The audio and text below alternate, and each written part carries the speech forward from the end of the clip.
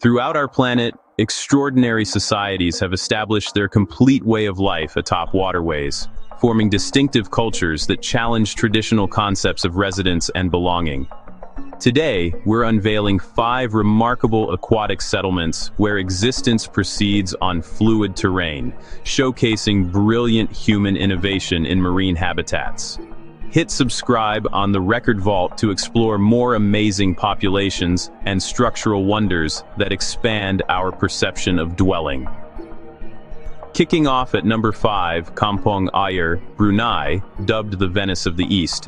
This extensive aquatic community has persisted for more than 1,300 years in Bandar Seri Begawan, accommodating roughly 30,000 inhabitants throughout connected elevated dwellings, joined by 38 kilometers of timber pathways, hovering above the Brunei River.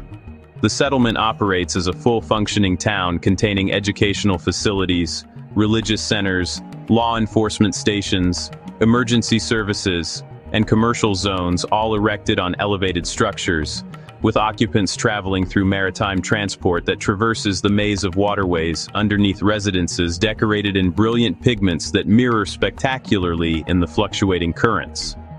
Regardless of contemporary Brunei's petroleum prosperity providing government-supported terrestrial housing, numerous households elect to stay in their hereditary aquatic dwellings, maintaining customs extending across centuries while accessing contemporary conveniences such as electrical power, plumbing infrastructure, broadcasting reception, and rapid connectivity that blend with customary angling and vessel construction methods. Historical documentation indicates that when Portuguese navigator Antonio Pigafetta arrived in 1521, he characterized Kampong Ayer as a splendid metropolis constructed completely on aquatic foundations, and its persistence proves how populations can retain cultural character while adopting mechanical advancement without deserting their maritime legacy. Advancing to number 4, Gonvier, Benin. Africa's most extensive lacustrine settlement emerges from the modest depths of Lake Nokoué, founded throughout the 16th and 17th centuries by the Tofinu population escaping captivity hunters who, restricted by spiritual taboos against aquatic entry, could not chase them across the lake. Currently, roughly 20,000 occupants inhabit bamboo structures raised on supports, maintaining themselves via advanced fish cultivation approaches including Academia aquatic farming, where submerged vegetation generates synthetic environments drawing fish that are subsequently collected, employing ancestral techniques transmitted across generations. The community functions completely on aquatic surfaces, with inhabitants navigating through hollowed vessels to maritime bazaars, learning institutions, worship spaces, and even postal facilities, establishing a thriving mercantile hub where merchants trade recent catches, produce, and handicrafts from vessel to vessel in animated transactions that convert the lake into a dynamic commercial center. The designation Gonvier interprets to "we survived," honoring the population's beginning as a sanctuary and commemorating their victory over hardship via brilliant modification, rendering this community not simply a settlement but a functioning testament to human fortitude and the strength of heritage maintenance against historical persecution. Rising to number 3, Uros, floating islands, Peru, upon the striking sapphire surfaces of Lake Titicaca at 12,500 feet altitude, the Uru population have fabricated roughly 120 synthetic islands completely from Totora vegetation, perpetually preserving and reconstructing these buoyant structures that endure approximately 30 years before necessitating total reconstruction. Each platform, sheltering between 2 and 10 households, comprises compacted plant strata extending 6 to 8 feet dense, secured by cordage to the lakebed or connected to adjacent platforms, generating a cushioned, flexible surface that moves with atmospheric currents and swells, though furnishes steady bases for vegetation dwellings, observation structures, and shared areas. The inhabitants collect Totora vegetation continuously, employing them for building, nourishment, healing substances, and even combustible material, with the pale vegetation roots functioning as a sugary treat, and the organism's adaptability sustaining every dimension of routine existence in this severe high-elevation setting. Initially constructed generations past as protective havens against Incan and subsequently Spanish hostility, The platforms have transformed into a distinctive heritage conservation initiative and traveler location, where guests can encounter this exceptional way of life, though this visibility generates conflicts between sustaining genuine customs and conforming to financial prospects that risk converting historical methods into displays instead of authentic cultural manifestations. Climbing to number 2, Tonle Sap Floating Villages, Cambodia. Upon Southeast Asia's most extensive inland lake, whose territory quadruples throughout monsoon periods from 2,700 to exceeding 16,000 square kilometers, various aquatic populations including Kompong Phluk, Chong Knes, and Kompong Kleang accommodate striking yearly water depth variations, extending up to 9 meters.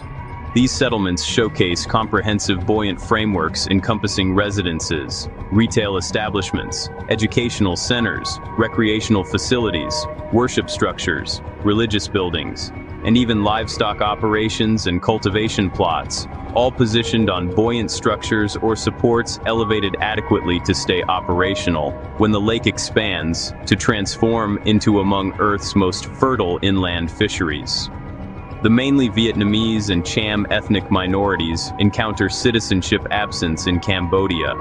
existing marginalized lifestyles upon aquatic surfaces where they've formed independent populations practicing angling, aquatic cultivation, and reptile husbandry, while preserving submerged woodlands where underwater vegetation generates vital ecosystems throughout elevated water periods. The settlement's construction brilliance encompasses dwellings with modifiable buoyancy mechanisms employing vacant metallic containers that ascend and descend with liquid heights, proving advanced design that permits complete populations to drift peacefully with environmental cadences.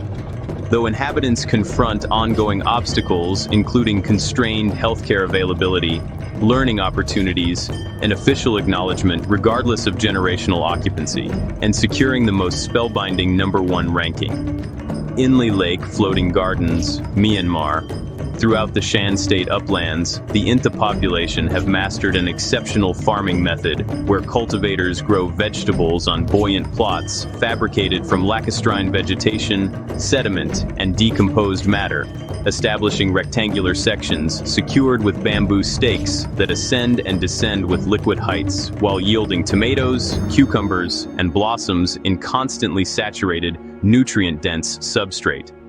The characteristic single-leg propulsion approach utilized by Intha anglers, who position at their vessel's rear sections wrapping one limb around the paddle while maintaining appendages available for catching, has transformed into an emblematic representation symbolizing this distinctive heritage that exists in absolute balance with marine environments.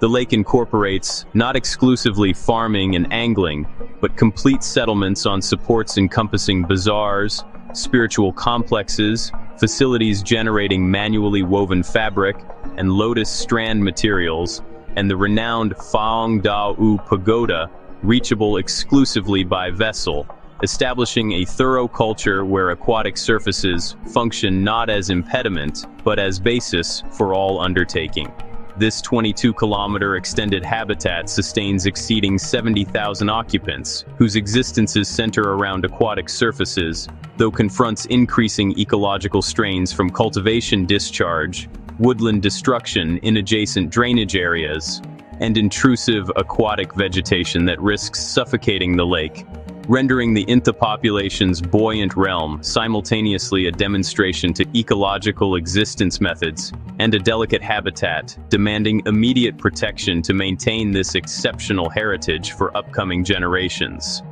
These outstanding aquatic settlements prove humanity's unlimited ingenuity in accommodating demanding settings and constructing flourishing populations where alternatives perceive exclusively impediments. They prompt us that residence isn't determined by firm terrain, but by the relationships and heritages we establish regardless of our location.